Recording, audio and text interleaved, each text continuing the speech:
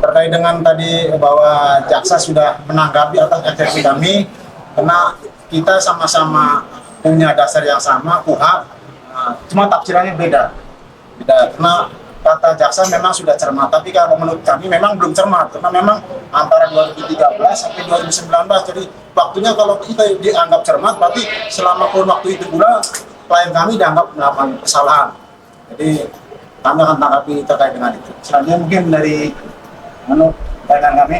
Ya, terkait jawaban dari JPU atau jaksa tadi bahwa kita akan melakukan publik menanggapi tanggapan dari jaksa itu, karena secara spontan memang kita harus menganalisa dulu, mengkaji lagi jawabannya ini sehingga menghasilkan output yang memang maksimal bagi kami. Kami membela klien kami, Pak Muhammad, memang bicara secara fakta, real, dengan data-data yang tidak dimanipulasi. Maka oleh karena itu, kami akan melanjutkan melakukan publik terhadap tanggapan jaksa ini. Perkara ini kan sebenarnya sudah kita lalui melalui baik itu petun, kemudian di perdata, dan kami melihat kembali dari surat dakwaan kemarin yang diajukan oleh jaksa penuntut umum. Ada beberapa hal yang menjadi dasar mereka dalam menetapkan tersangka sehingga sekarang masuk dalam proses persidangan. Dalam dakwaan jaksa disebutkan bahwa yang menjadi dasarnya adalah salah satu adalah keterangan dari lurah yang menyatakan bahwa di daerah tanah pramuka hukum itu tidak terdapat tanah adat karena menurut lurah saat ini bahwa tanah tersebut adalah tanah hak barat. Ya. Kemudian lurah juga menyatakan bahwa surat-surat atau kelengkapan administrasi kepemilikan dari para ahli waris atau para terdakwa ini ya, tidak terdaftar dalam administrasi kelurahan Rawasari. Itu yang pertama. Nah, kalau kita kembalikan lagi ya, bahwa statement yang menjadi dasar bukti dari mulai dari penyidik sampai sekarang penuntut umum itu adalah bahwa daerah itu bukan merupakan tanah adat. Ya. Padahal kalau kita menarik bukti-bukti ke belakang, jelas sekali bahwa ini adalah ya tanah adat, dan itu sudah diakui oleh pemerintah daerah ya, dari dulu sebelum perkara ini naik ya, sampai kemudian ketika permasalahan atau proses pengajuan SIPBT ini mulai naik, sekarang berubah kebijakannya. Ya kan? Hal itu kan jelas terlihat bahwa ada bagaimana lurah ya, pejabat-pejabat pemerintah daerah, apakah itu camat ataukah itu dari pemerintah tata kota, kemudian dari IPEDA, IREDA, kantor agraria dahulu, mereka semuanya tidak ada masalah dengan ini. Mereka selama ini mendukung dan mengklarifikasi atas permasalahan ini, kepemilikan ini. Apalagi ketika tahun 87 tanah ini terkena dalam proses pelebaran jalan bypass. Pada waktu pelebaran ataupun pelebaran tanah jalan bypass tersebut ya, dilakukan proses klarifikasi, investigasi oleh tim. Jadi bukan hanya semata-mata dari kelurahan aja, tapi dari Opsip saat itu, kemudian dari Nitlak ya saat itu, kemudian ada agraria di situ yang cikal bakal BPN sekarang, kemudian ada IREDA, ada kecamatan, sampai wali kota pun terlibat di situ, dan semuanya dokumen-dokumen ini sudah diklarifikasi. Jadi kalau sekarang ya pihak lurah menyatakan bahwa tanah tersebut tidak terdaftar, ya tidak adalah adat, nah siapa lagi yang kita percayakan? Ya enggak. Sebenarnya kan permasalahannya kan kita sudah melalui proses uji di petun, kemudian kita sudah melakukan proses uji di perdata, di pengadilan negeri yang sama saat ini. Nah, kalau permasalahannya mereka bilang bahwa itu tanah adat, tidak ada tanah adat, ya. Sekarang kita pertanyakan, kalau memang itu tanah Eigendom sisa dari Perfounding 15550, yang mana kami tidak pernah menolak keberadaan dari Eigendom Perfounding 15550. Cuma permasalahannya Eigendom 15550 itu batasnya mana? Karena dalam proses, ya, dalam sejarahnya, ya, kami memiliki bukti, baik itu pengukuran dari kelurahan, baik itu pengukuran dari tata kota, baik itu pengukuran dari kantor BPN, semuanya menyatakan nggak ada masalah, gitu. Dan ada, kalau kita lihat dari gambar ukur gambar itu, memang ada tanah yang bentuknya itu di atas kita, tapi tidak bersinggungan dengan kita, yang sekarang menjadi Grand Pramuka. Tidak bicara tentang Eigendom 15550 itu sampai ke ujung perapatan ini, enggak, tidak bicara itu.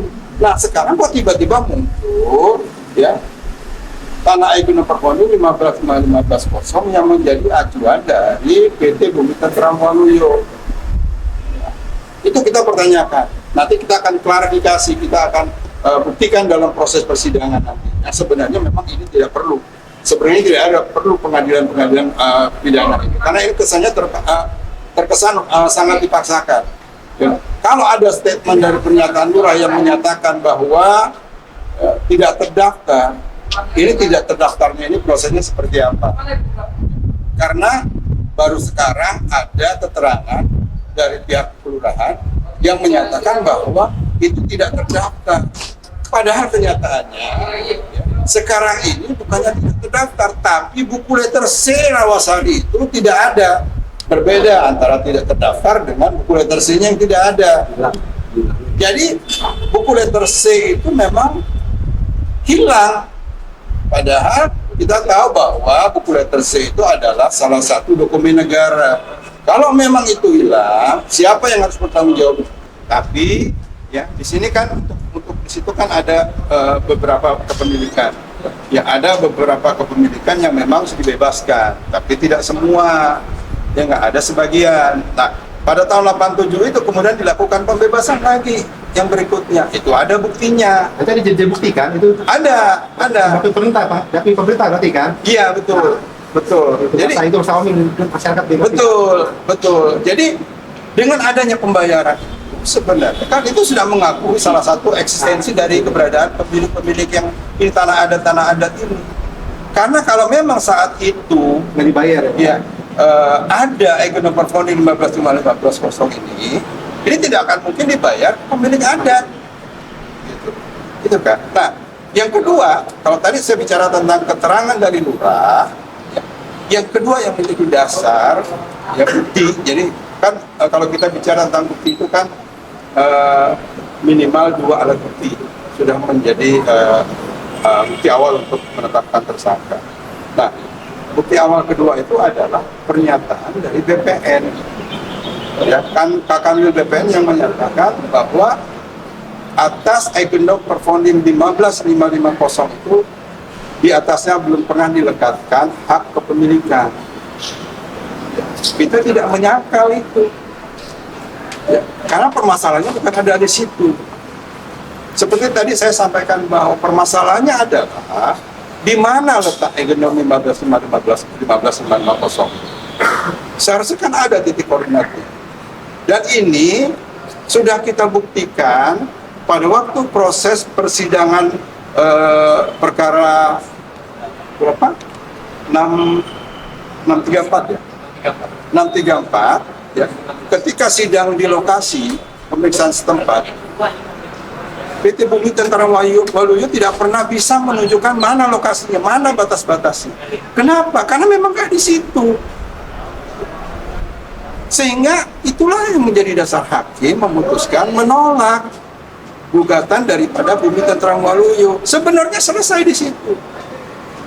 Tapi ini kan dipaksakan, dimasukkanlah laporan polisi terhadap para pemilik-pemilik ini. Dikit tambahin ya, jadi intinya permasalahan tanah pramuka adalah tanah adat Girit C versus Eigendom. Intinya itu. Nah, selama ini mengapa para pihak yang damai itu bertahan bahwa itu tanah Girek, bukan tanah negara? Satu, bahwa di hamparan tanah pramuka itu telah timbul sertifikat hak milik yang berasal dari adat. Itu telah diakui oleh BPN. Kedua, kenapa para pihak ngotot bahwa tanah pramuka adalah tanah adat? Karena pihak pelapor sudah melakukan gugatan perdata yang intinya dia menggugat tanah tersebut adalah tanah gendong, tanah negara. Kita semua digugat para pihak. Namun putusan daripada Pengadilan Jakarta Pusat sampai banding, gugatan mereka ditolak. Nah, itu salah satu bukti daripada tanah pramuka tersebut adalah tanah adat. Bagaimana dia pelapor melaporkan kita memalsukan, menggunakan surat palsu. Nah, di sini kita bedah. Kita dituduh menggunakan surat palsu. Buktinya apa? Bahwa surat-surat Girek ini adalah secara hukum dinyatakan palsu. Nggak ada. Nah, sebelum pengadilan menyatakan surat ini palsu, kita tidak boleh tuduh menggunakan surat palsu. Karena secara hukum surat kita ini surat yang benar, surat yang asli. Belum ada putusan apapun. Girek-girek kita ini girek palsu. Bagaimana kita dituduh menggunakan surat palsu? Apakah nggak ini salah kaprah? Nah, kalau pihak jaksa atau Barreskrim mendalilkan bahwa girek-girek C ini tidak tercatat di kelurahan, bukan berarti tidak catat. Memang girek letter C di kelurahan itu nggak ada. Kalau nggak ada itu bukan berarti ini palsu, kan gitu. Nah, sekarang ini menjadi tanah sengketa. Siapa instansi lembaga mana yang berhak untuk memutuskan? Kan ini kan memang nggak ada atau dihilangkan atau apa. Makanya kalau kita dituduh letter girek C itu tidak tercatat, tunjukin dong bukunya. Nih buku letter C, Bapak nggak ada di sini. Itu baru kita tidak tercatat. Kan ini nggak ada. Nah, maka dalil daripada jaksa, penuntut umum bahwa tidak tercatat itu juga nggak bisa sebagai dasar untuk menuduh kita menggunakan surat palsu, kan gitu. Jadi intinya perkara ini adalah perkara perdata yang dipaksakan masuk pidana. Itu kan gitu. Perkaranya sendiri sudah selesai. Perkara secara perdata sudah selesai. Nah, kenapa nggak dipertimbangkan itu? Putusan pengadilan banding dan PT UN sampai kasasi nggak ada pertimbangan sama sekali. Kita dipaksa untuk masuk ke pidana menggunakan surat palsu. Toh bukti surat kita palsu itu nggak ada. Nah, itu mohon agar dipantau terus sehingga hakim bisa menyelesaikan perkara ini secara adil. Terima kasih.